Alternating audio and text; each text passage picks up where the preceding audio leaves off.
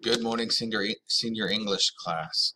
This is going to be a video of the sway that I've made for our first unit, and it's going to be titled From Legend to History. And the times that we'll be studying here are the Old English and medieval periods, AD 449 to 1485.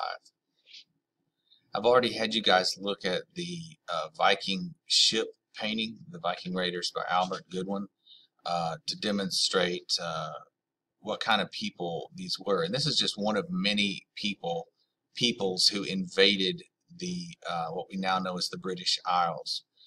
Why do we care about the British Isles? It's because it's where our English came from. English didn't just happen, it evolved over many millennia. There are three distinct periods that we've talked about: the Old English, Middle English, and what we now speak as modern English, that is still always evolving because of influx of people and words and new ideas. So English is never static, it's always changing. We looked at this quote from Beowulf: "Born in the lap of their shining ship, lined with gleaming armor, going safely in that oak-hard boat to where their hearts took them." That little quote there says a lot about, it sounds kind of manly and a lot of machismo with the oak-hard boat, and they've got a lot of gleaming armor, heroic type language. They were kind of a sad people because they were out on the road all the time, but they were also very free. They just went wherever their hearts took them, so that was kind of nice. Here's a writer here, because what we're talking about mainly, because this is a literature class, we're always going to be looking at how literature affected the society or how society affected literature. Those two things. And here's three essential questions that will permeate everything that we talk about throughout the rest of the year. So these are three very important essential questions to always keep in mind. Number one, what is the relationship between literature and place? How does the place that a writer lives in affect the way he writes and what he writes about? And number two, how does literature shape or reflect a society? Does the literature, does it change society? There's this age-old question: does art reflect society, or does society reflect art? Which one? And it's really probably a little bit of both. Number three, what is the relationship of the writer to tradition? So tradition just means things that are passed down, and some things that are passed down are good and we want to keep them. Some things that are passed down are not good. The women not being able to vote and being, kept as second-class citizens was a tradition that writers were very critical of and helped a lot in changing. So, but sometimes writers can also take traditions and make them even stronger and add and bring in more cultures and help to unify people. So writers can do all those things. Here's a little slide of Space Invaders. I don't know if you guys recognize this game. It was big back about circa 1981 when I was first starting to play these games, and these little Space Invaders would come down and bomb these little things and try to kill you. And the reason I put that there is because during the era addressed in this unit, successive waves of invaders came to the British Isles. Each group brought its distinctive culture, including its own language. And some of the languages that were brought into English to England were the Celts, and one important word was bard, from which their word was for poet. You may hear Shakespeare called the bard. When you hear the bard, they're talking about Shakespeare. Usually, he's like the poet. From the Romans, we get wine, yay, from the word venom, and wall from velum. From the Anglo-Saxons, we get the word bread, crumb, and doom from judgment. And the Scandinavians, we get anger and ransack. And from the Normans, the last invaders, in 1066, we get attorney. They were probably the most influential and what we consider moving into Middle English, because they brought a much higher form of English when it mixed together.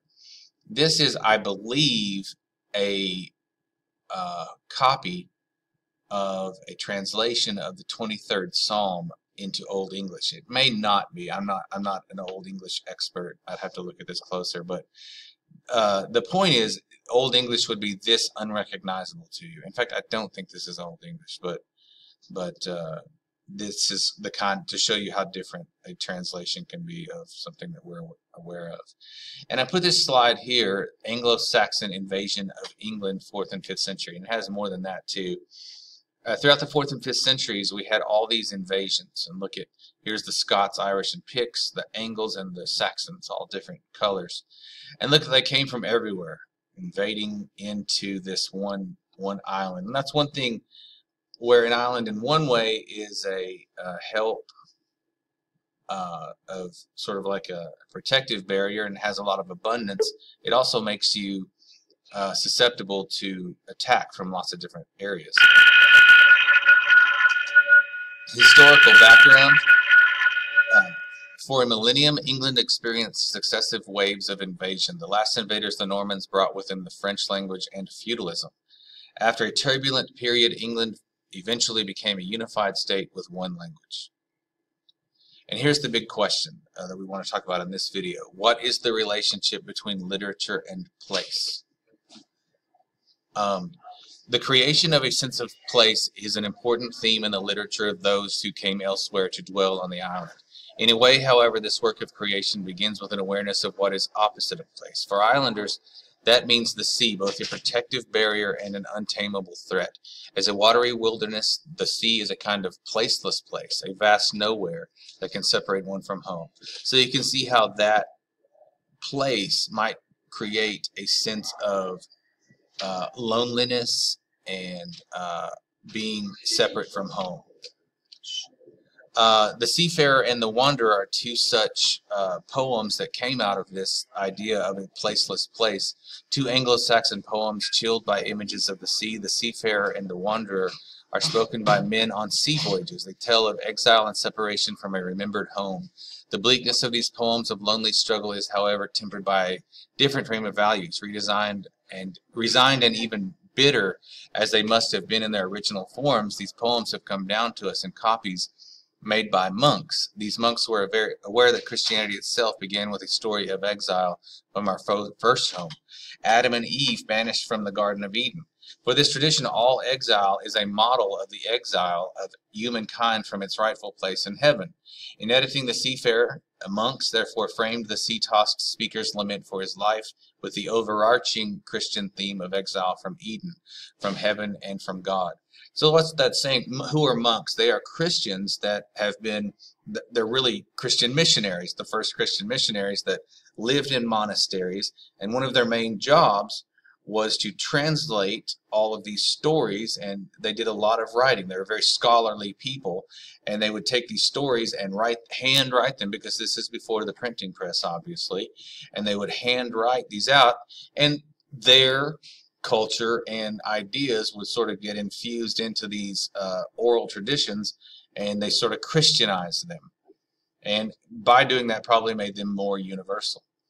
The sea road is another idea of place, because if you live by the sea, you're on the sea a lot in boats. The sea also figures in the first epic poem, which contains a distant echo of the journey of the Angles, Saxons, and Jutes to England. In this poem, the hero Beowulf and his men travel by ship to the land of the Danes to face the monster Grendel. The sea road, as it is called in the poem, is not merely a threatening watery waste. It is a road to fame and honor, and a natural place for seafaring warriors. So these invasions, what we call invasions, a lot of times were really a search for fame and honor. In their society, getting out on that road was the way you went and attacked the unknown, because the sea was very unknown and very scary, and so you got a big name for yourself if you went and either helped someone or invaded someone. The Mead Hall, kind of like our modern day pub or just hang out, where there was a place for men to hang out and get warm and tell stories. The destination for Beowulf and his men is not a nation in our modern sense. It is a kingdom whose capital and command center is Herat, a mead hall. This gathering place probably smelled like a locker room, but it provided warmth, light, food, drink, song, and fellowship for a lord and his warriors. When the monster Grendel comes from the bleak and mysterious darkness to menace Herod, he is striking at the very center of human society, the hearth around which people gather. That is why Beowulf must meet him there and drive him back to the swamp, the dark place from whence he came. So, yes, that's why this is so important. Something has struck at the very heart of their comfortable place, and so a hero must come to deal with that. A place of shared stories. Bede, the learned monk who wrote a history of the English church and people. Again, I said these were very scholarly people, and so they would take all of this information, and he took it all and wrote, kind of tried to put it all in one big volume and write this history of the English church and people. Marks an important stage in England's developing sense of itself as an island nation. It is not just a single clan's Mead Hall that concerns him. Knowing Latin and history, Bede is at pains to give a history of Britain formerly known as Albion. His prose is informative, but the reader can sense how the island is the ocean. How the island in the ocean he describes with its abundant resources is on its way to becoming a nation, and that a place is as much about its history as about its geography. What happens there is as important as where it is. A country is a geographical area with shared stories. So the shared stories is where the author and the literature comes in to play. They can unify people by writing down these shared stories in ways that everyone can enjoy. And this is a video on Bead the Monk, and please watch it. If I didn't mention this, you can watch these sways with me. Oh, hold on just a second, Brittany. Hold on. So Bede was an important monk who wrote down these stories and infused it with Christianity, and then Christianity sort of becomes the prevailing religion, which is obviously a very unifying force for people. So it was able to take all these languages and all these different cultures and begin to funnel them into this one shared religion and story. It even took something like Beowulf, that was from the old idea of the hero, and sort of moved Beowulf into almost a Christ-like figure of Jesus versus the devil, or Jesus versus evil, and that kind of thing. So that's the power of a writer. And so when you finish this reading and go and watch the video, what I was saying is you can't hear the videos on these recordings, so you have to go to the sway to watch the videos, and please watch them. Some of them are really informative, some of them are kind of funny, so I take a lot of time to pick out ones that I think will help you understand. So we looked at a few things here. Again, we're looking at from legend to history, and what we mean there is, remember, these stories were oral tradition. These come from pre-writing. And so when these writers, first writers, began to write in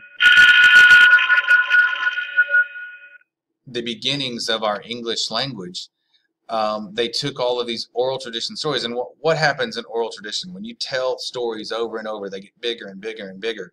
And they codified them. They wrote them down where that they could be something passed down from generation to generation on paper. And so we took all these invaders and all their stories, and they sort of begin to meld together into one shared story, and that's the main point here. And why do we study this? Because this is the beginnings, like I said, of our English language.